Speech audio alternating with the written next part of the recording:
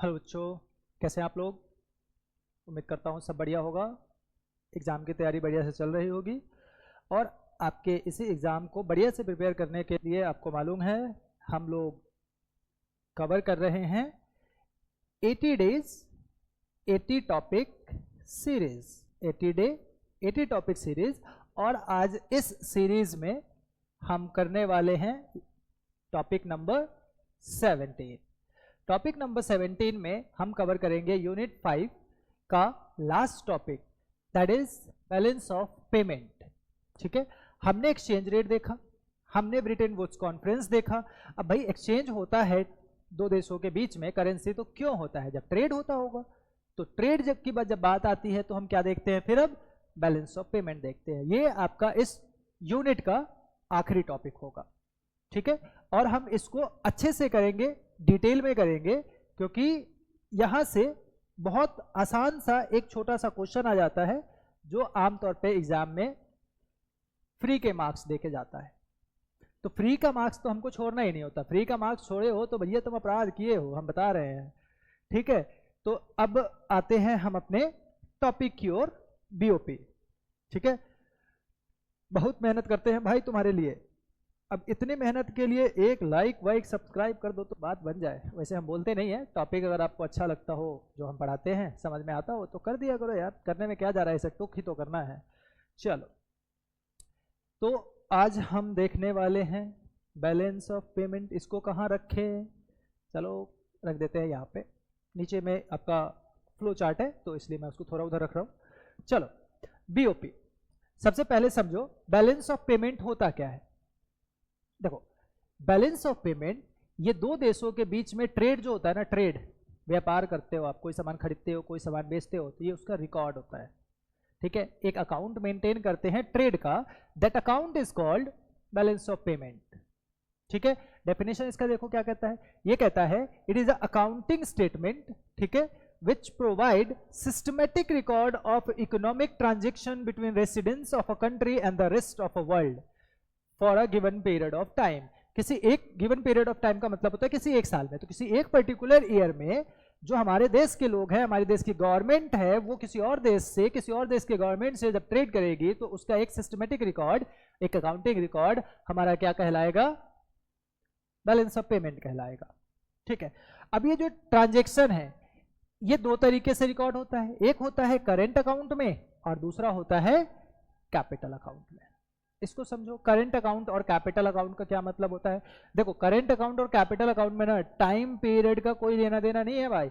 अगर आप कॉमर्स से हो तो कॉमर्स में आपका हो गया, अच्छा करंट अकाउंट मतलब वो सारे ट्रांजेक्शन जो एक साल या उससे कम दिन के लिए होता होगा, ऐसा कुछ। अबे हट, ऐसा कुछ नहीं होता, क्योंकि यहां ये रिकॉर्ड ही क्या होता है? एनुअल बेसिस पे होता है। तो यहां पे करंट अकाउंट का मतलब होता है ट्रेड से। अगर ट्रेड से रिलेटेड कोई भी रिकॉर्ड है, यानी कि परचेज और सेल से, तो हम इसको कहां रखते हैं? करंट अकाउंट के अंदर रखते हैं। तो यहां पे करंट अकाउंट में फिर दो तरीके का बैलेंस मेंटेन किया जाता है, balance of trade and balance of services. Trade का मतलब गुड्स, ठीक है, ट्रेड ऑफ गुड्स। जैसे आपने एप्पल का एक क्या खरीदा? आईफोन का नेक्स्ट लेटेस्ट वाला जो सीरीज आया था 17 आपने खरीदा, आईफोन 17 खरीदा, तो उसको कहां रिकॉर्ड करोगे? यहां रिकॉर्ड करोगे, बैलेंस ऑफ ट्रेड में। हमने यूएसए को सॉफ्टवेयर बेच दिया। क्या बेचा? सॉफ्टवेयर। अब जब हमने सॉफ्टवेयर बेचा तो भाई इस सॉफ्टवेयर के लिए भी एक अकाउंट रिकॉर्ड होगा ना भाई। कोई एग्जिस्टेंस तो है नहीं ना सॉफ्टवेयर का। एक इंडिविजुअल आइटम था जिसको हमने नाम दिया सॉफ्टवेयर, वो हमने उनको बेच दिया, उन्होंने इसका यूज किया, जहां भी यूज किया हमको उससे मतलब नहीं है। ठीक है, हमको किससे मतलब है कि हम इसको रिकॉर्ड कहां करेंगे? तो हम इसको रिकॉर्ड करेंगे बैलेंस ऑफ सर्विसेज के अंदर। ठीक है, तो करंट अकाउंट में बेसिकली ट्रेड से रिलेटेड सारे के सारी एंट्रीज होती हैं, सारी की सारी रिकॉर्ड्स होती हैं। ठीक है, अब ये एंट्री, ये रिकॉर्ड दो अलग अलग अकाउंट में हो सकता है। अगर गुड्स है तो बैलेंस ऑफ ट्रेड के अंदर, सर्विस है तो बैलेंस ऑफ सर्विसेज के अंदर। ठीक है, अब देखो बैलेंस ऑफ ट्रेड है। अब जैसे हमने एक आईफोन खरीदा था, ठीक है, क्या खरीदा था बच्चे? आईफोन खरीदा था। अब ये आईफोन कौन कौन खरीद सकता है भाई? हो सकता है कोई प्राइवेट बंदा खरीद ले, हम आप जैसे लोग, प्राइवेट इंडिविजुअल, ठीक है। हो सकता है गवर्नमेंट खुद मंगा ले खरीद के। जब गवर्नमेंट खुद मंगाएगी तो गवर्नमेंट के ट्रांजैक्शंस में हो जाएंगे, प्राइवेट इंडिविजुअल है तो प्राइवेट इंडिविजुअल हो जाएंगे। बात समझ में आ गया? आप कहोगे गवर्नमेंट आईफोन क्यों मंगाएगी? तो भैया आईफोन ये सिर्फ एग्जांपल है, गवर्नमेंट आईफोन क्यों मंगाएगी? नहीं मंगाएगी, बाहर में जाए। लेकिन गवर्नमेंट क्या मंगाती है? गवर्नमेंट कैपिटल गुड्स खरीदती है, मशीनरी खरीदती है। भाई अगर गवर्नमेंट को कोई फैक्ट्री इंस्टॉल करनी हो, कोई कंपनी इंस्टॉल करनी हो, चलो इंस्टॉल करनी भी छोड़ो, गवर्नमेंट रेलवे रन करती है, जापान से बुलेट ट्रेन खरीदी थी ना भाई, खरीदी थी ना, तो गवर्नमेंट भी कोई सामान खरीदती है। तो जब गवर्नमेंट कोई सामान खरीदेगी तो उसको हम कहाँ रिकॉर्ड करेंगे? बैलेंस ऑफ ट्रेड के गवर्नमेंट वाले सेक्शन में। वहीं कोई प्राइवेट इंडिविजुअल कोई ट्रेड करेगा तो उसको कहाँ रिकॉर्ड करेंगे? प्राइवेट इंडिविजुअल के सेक्शन में, ठीक है। अब देखो, जब भी गवर्नमेंट कोई सामान खरीदती है या कोई सामान बेचती है तो इस ट्रांजेक्शन को हम कहते हैं एकोमोडेटिंग ट्रांजेक्शन।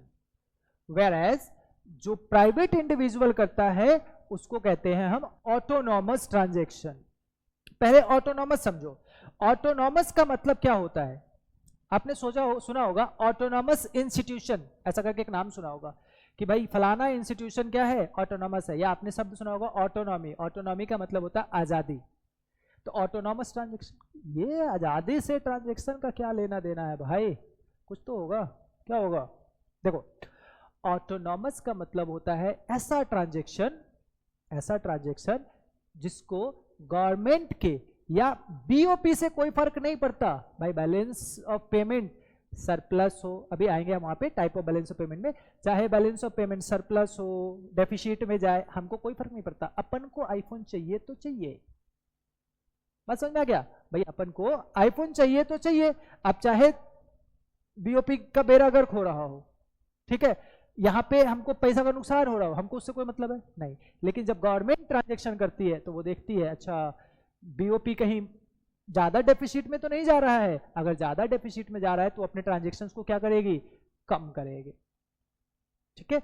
सरप्लस में बहुत ज्यादा जा रहा है तो भी वो अपने ट्रांजेक्शन को क्या करेगी? एडजस्ट करेगी, मैनिपुलेट करेगी। वैसे सरप्लस में जाना इज गुड, लेकिन जनरली इंडिया जैसे नेशन में ये हमेशा डेफिसिट में होता है, ठीक है। तो depending on BOP situation government decision लेती है, ना कि प्राइवेट इंडिविजुअल। इसलिए प्राइवेट इंडिविजुअल के ट्रांजेक्शन को हम क्या कहते हैं? ऑटोनॉमस ट्रांजेक्शन कहते हैं। वेयर एज गवर्नमेंट का जो डिसीजन होता है डिपेंड करता है बीओपी के स्टेट पे कि बीओपी कैसा है, तो इसलिए इसको एकोमोडेटिंग कहते हैं। वो एकोमोडेट करते हैं बैलेंस ऑफ पेमेंट को। बात समझ में आ गया? तो ये रहा all about capital current account. Capital account वाले में क्या होगा? अच्छा, बैलेंस ऑफ सर्विसेज में फिर सेम रहेगा, गवर्नमेंट होगा, प्राइवेट होगा। कैपिटल अकाउंट के अंदर क्या होता है? कैपिटल अकाउंट में जनरली जो गवर्नमेंट है ये सिर्फ उसके ट्रांजैक्शन होते हैं। यहां पे दो कंपोनेंट आपको देखने को मिल सकते हैं, one is either borrowing and another is investment, ठीक है। तो कैपिटल अकाउंट ट्रांजैक्शन में या तो आपको बोरोइंग देखने को मिलेंगे या इन्वेस्टमेंट देखने को मिलेगा। बात समझ में आ गया? ठीक है। तो ये आपका ऑल अबाउट क्या रहा? बैलेंस ऑफ पेमेंट का। ये एक स्ट्रक्चर है जिससे आपको ध्यान रहेगा कि बैलेंस ऑफ पेमेंट में क्या क्या चीजें होती है। अब हम इसी चीज को क्वेश्चन की तरह देखेंगे कि एग्जाम में क्वेश्चन कैसे पूछता है। फाइन, चलो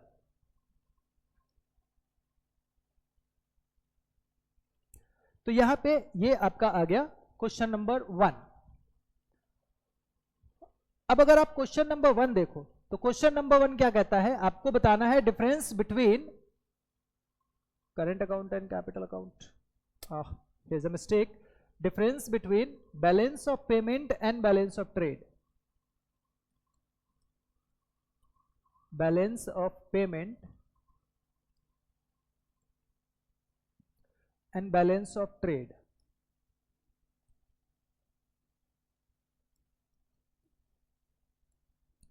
देखो इंसान है भाई, हमसे भी गलती हो जाती है कभी कभी, है ना, माफ करना इतने छोटे छोटे से गलती से, ठीक है।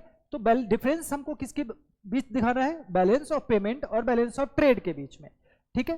तो अगर मैं आपको इस चीज को वापस अपने फ्लो चार्ट पे लेके चलूं तो देखो ये है आपका balance of payment. Balance of payment कहां पे है? Here is your balance of payment and here is your balance of trade. तो क्या मैं यहां से ये कह सकता हूं कि balance of trade balance of payment का एक कंपोनेंट है ना? बैलेंस ऑफ पेमेंट में दो component, balance of trade and balance of services.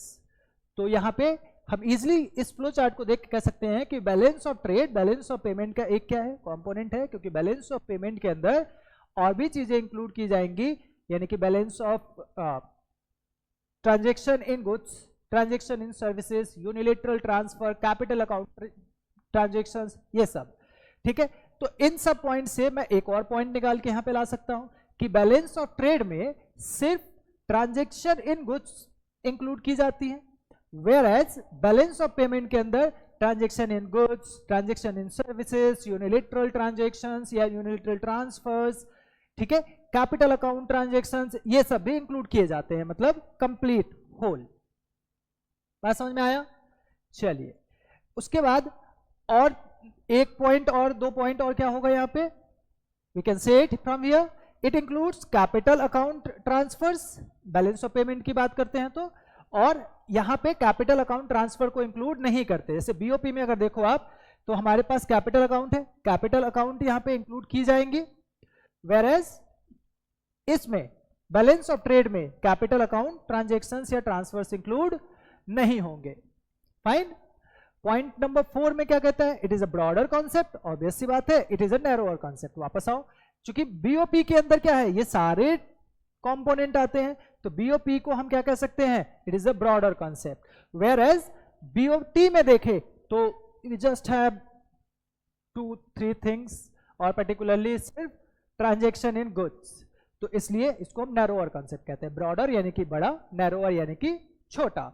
ठीक है, तो अगर आपने इस फ्लो चार्ट को देखा, ठीक है, तो आप इस फ्लो चार्ट को देखा और सही से मेमोराइज कर लिया, तो आप इस चैप्टर में बनने वाले हर एक क्वेश्चन का आंसर सिर्फ इस एक फ्लो चार्ट से दे सकते हो। ठीक है, इसलिए मैंने बार बार आपके जो डिफरेंस थे उसको यहां से कंपेयर करने की कोशिश किया है कि आप ये देखें कि आंसर फॉर्मेशन हो कैसे रहा है। एक बार फिर से देख लेते हैं। यहां पे बैलेंस ऑफ पेमेंट क्या कहता है? It records countries transaction from rest of the world. ये क्या रिकॉर्ड करता है? ये करता है import and exports of visible item. Visible item बच्चे गुड्स को कहते हैं, ठीक है, जिसको आप देख सकते हो। देख किसको सकते हो? गुड्स को देख सकते हो। तो विजुअल आइटम में, विजुअल आइटम का मतलब गुड्स। उसके बाद कहता है it includes exports, import of visible and invisible item, यानी गुड्स एंड सर्विसेज। यहाँ पे गुड्स एंड सर्विसेज भी लिख सकते हो, कोई प्रॉब्लम नहीं है। ठीक है, तो गुड्स एंड सर्विसेज, और ये क्या इंक्लूड करता है? सिर्फ visual item only. It is called, sorry, it includes all capital transfers. Capital transfers मतलब यूनिलेटरल ट्रांसफर्स। ठीक है, जैसे गवर्नमेंट को कोई ग्रांट वगैरह मिल जाता है, या गवर्नमेंट ने कोई लोन लिया है, ठीक है, ये सब। उसके बाद it does not include capital transfers या कैपिटल ट्रांजैक्शंस, ये भी लिख सकते हैं आप। ठीक है, ये ब्रॉडर कॉन्सेप्ट होता है, ये नैरोअर कॉन्सेप्ट होता है। ठीक है, तो ये आपका हो गया एक डिफरेंस। अब नेक्स्ट क्वेश्चन इसमें देखते हैं। Next question that we have here,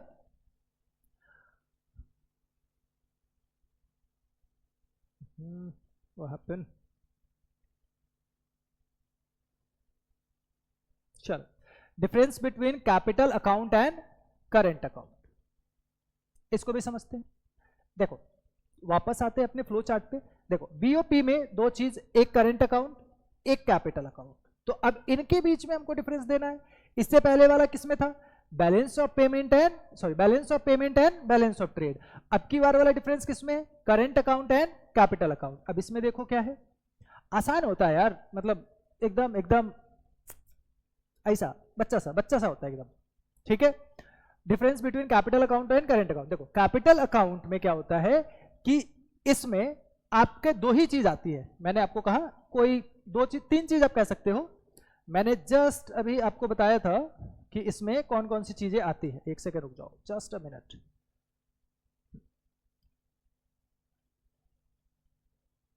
देखो, कैपिटल अकाउंट में आपको दो चीजें देखने को मिलेंगी। आइदर यहां देखने को मिलेगा इन्वेस्टमेंट,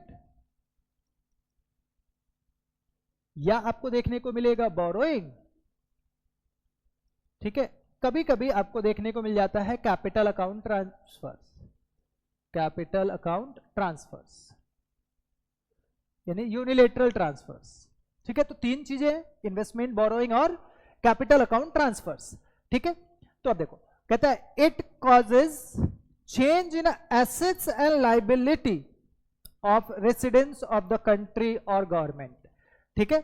या तो अगर गवर्नमेंट कोई लोन ले रही है तो गवर्नमेंट के एसेट्स, गवर्नमेंट के लाइबिलिटी में चेंज होगा, गवर्नमेंट ने कहीं इन्वेस्टमेंट किया तो गवर्नमेंट के एसेट्स में चेंज होगा। तो कहता है कि जो कैपिटल अकाउंट ट्रांसफर है ना, ये एसेट्स और लाइबिलिटी के चेंज को दिखाता है। वेयरएज करंट अकाउंट क्या दिखाता है, ये दिखाता है exports and import of goods and services. आपको ये जस्ट बताया था कि करंट अकाउंट में दो बातें होती है, balance of trade and balance of services, ठीक है। तो वो दोनों क्या है, हमारे ट्रेड से रिलेटेड इंफॉर्मेशन है। फिर कहता है capital account transfer brings about change in a capital stock of country. Capital stock, अगर इन्वेस्टमेंट है तो भी कैपिटल में चेंज होगा। भाई हमारा फॉरेन एक्सचेंज रिजर्व है, इन्वेस्टमेंट से क्या होगा, इंक्रीज होगा। हमने बोरोइंग किया है, उसमें भी फॉरेन एक्सचेंज रिजर्व में क्या आएगा, चेंज आएगा। लेकिन बोरोइंग के केस में एसेट्स के साथ साथ यानी रिजर्व के साथ साथ लाइबिलिटी भी बढ़ जाएगा। तो कैपिटल कंपोजिशन में क्या देखने को मिलता है, हमको चेंज देखने को मिलता है। यहां पे क्या कहता है, current account transfers brings the change in the current level of country's income, ठीक है। हम ज्यादा सेल कर रहे हैं, इनकम हमारी बढ़ेगी, हम ज्यादा परचेज कर रहे हैं, खर्चे हमारे बढ़ेंगे, तो इनकम और एक्सपेंडिचर को दिखाता है। आगे कहता है कि it is a stock concept और this is a flow concept. Stock and flow concept हमने नेशनल इनकम वाले पार्ट में पढ़ा हुआ है, एक बार फिर से रिपीट कर देता हूं। स्टॉक कंसेप्ट या स्टॉक वेरिएबल वो वेरिएबल होते हैं जिसको किसी एक पर्टिकुलर पॉइंट पे मेजर किया जाता है। जैसे बोरोइंग मैंने अभी किया, अभी बोरो रोज थोड़ी ना करता हूं मैं, पर डे, पर मिनट, पर आवर, ऐसा तो नहीं करता। लेकिन खर्चे, इनकम, इनकम कैसे होती है, पर ईयर, पर minute, per day, per month. Usually हमारे यहाँ पर मंथ होता है, ठीक है। तो पर मंथ इनकम यानी कि सैलरी, सैलरी मुझे पर मंथ मिलता है। तो जब भी किसी चीज में आपको पता करना हो कि ये स्टॉक है या फ्लो है, तो आप क्या करोगे, उसके साथ चिपका देना टाइम डायमेंशन। क्या चिपका देना, टाइम डायमेंशन। अब ये इसका क्या मतलब हुआ, इसका मतलब ये हुआ कि जैसे सैलरी है, सैलरी पर मंथ, हाँ पर मंथ होता है। लेकिन बिल्डिंग, प्रॉपर्टी है मेरी, प्रॉपर्टी पर मंथ नहीं होता भाई। प्रॉपर्टी प्रॉपर्टी है, बिल्डिंग बिल्डिंग है, वो आज भी बिल्डिंग है, कल भी बिल्डिंग है, पर मंथ बिल्डिंग क्या होता है, नहीं होता ना। दैट्स इट, ठीक है। बोरोइंग, लेंडिंग आर, बोरोइंग और लेंडिंग फ्रॉम अब्रॉड, ये मैंने पहले ही बता दिया, ठीक है। उसके बाद visible trade, invisible trade, unilateral transfers, income receipts and all that, ये सारे हमारे क्या होते हैं, करंट अकाउंट ट्रांजैक्शंस होते हैं, ठीक है। क्लियर हो गया होगा यहां तक। नेक्स्ट देखो, आखिरी और बहुत ही छोटा सा, और है तो ये छोटा सा बट है बहुत इंपॉर्टेंट, ठीक है। एक बार फिर से आते हैं, difference between autonomous and accommodating transactions. आ जाओ फ्लो चार्ट पे, ये देखो एक्मोडेटिंग एंड ऑटोनॉमस ट्रांजैक्शंस, इसके बीच में अब हमको डिफरेंस यहां पे दिखाना है। तो सॉरी, तो इसके बीच में हमको क्या दिखाना है, डिफरेंस किसके बीच में, autonomous transactions and accommodating transaction.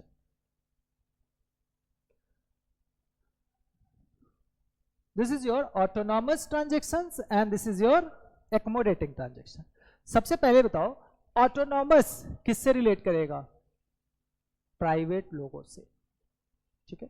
एक्मोडेटिंग government से, अभी जस्ट मैंने बताया था। अब प्राइवेट बंदे हैं तो उनको बीओपी से कोई लेना देना नहीं होगा, तो इसको कहते हैं free from state of BOP. BOP का क्या सिचुएशन है हमको नहीं पता, स्टेट ऑफ बीओपी का मतलब बीओपी का सिचुएशन क्या है हमको नहीं पता, हमको जानना भी नहीं है भाई। आप अगर एक कोई सामान खरीदने जाते हो तो क्या आप पूछते हो सरकार को, फोन लगा के बता दो बैलेंस ऑफ पेमेंट क्या चल रहा है भाई, सामान खरीद लेते हैं, ऐसा नहीं होता ना। बैलेंस ऑफ पेमेंट तो आप पता करते नहीं हो, आप सामान खरीद लेते हो, तो आपको बीओपी के स्टेट से कोई मतलब नहीं है। वेयर एज एक्मोडेटिंग ट्रांजैक्शन चूंकि वो गवर्नमेंट करती है, तो गवर्नमेंट क्या कहती है कि भाई मेरे को बीओपी का ध्यान रखना होगा। अगर करेंसी का डिमांड ज्यादा हो गया, मैंने सामान ज्यादा खरीद ली, तो डिमांड ज्यादा हो जाएगा, हमारा करेंसी क्या होने लग जाएगा, डेप्रिशिएट होने लग जाएगा, और हमको क्या होने लग जाएगा, नुकसान होने लग जाएगा, ठीक है। तो चूंकि गवर्नमेंट को स्टेबिलिटी बनाए रखना होता है, तो इसलिए वो बीओपी के सिचुएशन को ध्यान में रखती है, ठीक है। तो this transactions are free from state of BOP होते हैं, this transaction are based on BOP होते हैं। जितना बीओपी होगा, जो गैप होगा, उसको मेंटेन करने के लिए किया जाता है, ठीक है। These are normally private transactions, these are normally government transactions, ठीक है। These transactions are mostly current account transaction, current वाले साइड में हमने किया था, and these transaction are mostly capital account transaction या कैपिटल अकाउंट ट्रांजेक्शन। और कैपिटल अकाउंट ट्रांजेक्शन में हमारे पास क्या था, इन्वेस्टमेंट, बोरोइंग, ठीक है। तो ये चीजें हमको यहां पे देखने को मिलती है, कहां पे, एकोमोडेटिंग एंड ऑटोनॉमस ट्रांजेक्शन के अंदर, ठीक है। अब हमारे पास देखते हैं क्या बचा हुआ है, कुछ नहीं बचा हुआ है, नहीं बचा है तो नहीं बचा है, लेकिन दो टर्म मैं आपको बताता हूं। एक टर्म होता है डीवैल्यूएशन और एक होता है डेप्रिसिएशन। एक्चुअली ये मुझे पिछले क्लास में बता देना था, तो बता दूं, चलो बता ही देता हूं। एक होता है डीवैल्यूएशन और एक होता है डेप्रिसिएशन। डेप्रिसिएशन ऑफ करेंसी और devaluation of currency. Depreciation of currency तब होता है जब आपका एक्सचेंज रेट फ्लेक्सिबल हो और मार्केट के फोर्स की वजह से करेंसी की वैल्यू डाउन हो जाए। जैसे $1 पहले 80 रुपए का था, फिर $1 85 का हो गया, तो रुपए की वैल्यू क्या हो गई, कम हो गई। यहां कंफ्यूज मत हो जाना कि सर 80 से 85 हो रही है, ना ना ना ना, पहले 80 रुपए में $1 खरीदते थे, अब 85 रुपए में $1 खरीद रहे हो, तो रुपए की वैल्यू क्या हो गई, कम हो गई है, तो इसको कहा जाएगा डेप्रिसिएशन। वेरेज इसी को डॉलर के कॉन्सेप्ट से देखे तो $1 में पहले 80 रुपए मिलते थे, अब 85 रुपए मिल रहे हैं, तो डॉलर महंगा हो गया, तो डॉलर को कहेंगे अप्रिसिएशन। अगर यही फिक्स एक्सचेंज रेट हो और गवर्नमेंट क्या कर दे, वैल्यू को चेंज कर दे, पहले कहते हैं मोदी जी आए और मोदी जी कहते देखो मित्रों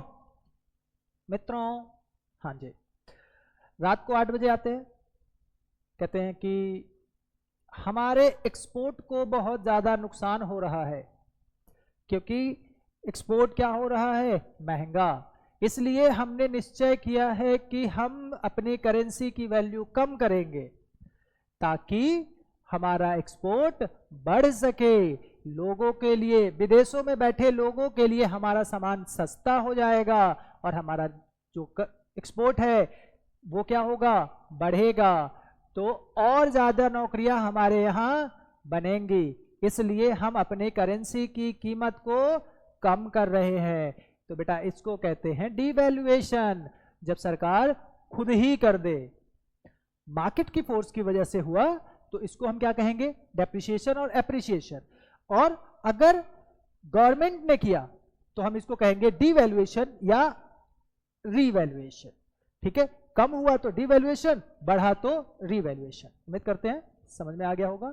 ये इस यूनिट का आखिरी टॉपिक हम यहाँ पे कवर कर रहे हैं, ठीक है। Will meet soon. अभी हमारा यूनिट नंबर 3 रह गया है करने के लिए, हम नेक्स्ट क्लासेस में यूनिट नंबर 3 करेंगे, उसके बाद हम अपने मैक्रो को वाइंड अप करेंगे और मूव करेंगे इंडियन इकोनॉमी की तरफ, और जल्द ही उसको भी खत्म करके हम कोशिश करेंगे कि 25-30 आप लोगों का इसमें हम प्रीवियस ईयर ही करवा दें, ठीक है। 80 क्लासेस का टारगेट है और मुझे लगता है कि हम 50 क्लासेस में या 50 टॉपिक के अंदर हम पूरा सिलेबस कवर कर लेंगे। और जिन लोगों को लगता है कि हाँ भाई 50 टॉपिक में कैसे कवर हो जाएगा, उनके लिए हम प्रीवियस ईयर सीरीज लेके आएंगे और वो देखेंगे कि भाई इसी 50 टॉपिक से एक भी क्वेश्चन बाहर नहीं होगा, मतलब इसी 50 टॉपिक से ही पेपर बनाया जाता है, ठीक है। So stay tuned, stay connected, bye bye, tata, see you in a next classes, bye.